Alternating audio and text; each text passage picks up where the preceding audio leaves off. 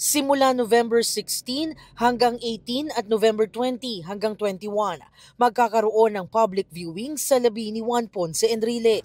Sa eksklusibong panayam ng GMA Integrated News, inalala ng kanyang anak na si Katrina ang mga aral mula sa kanyang ama. Ang parati niyang sinistress po sa akin, bata pa po ako, is to remain humble, to treat people correctly,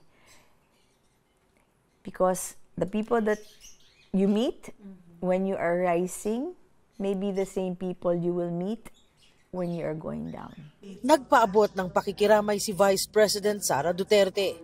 Inaalala po namin ang kanyang contribution na sa ating bayan. Nagbigay-pugay rin ang Department of National Defense para sa pinakamatagal na nagsilbing kalihim ng kagawaran.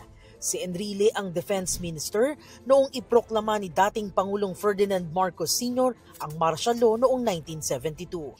Jamie Santos nagbabalita para sa GMA Integrated News. Oo, siya talaga po yun. Kasi isa pa po sa hindi makakalimutan ng public pag nakikita po sa session, practical course.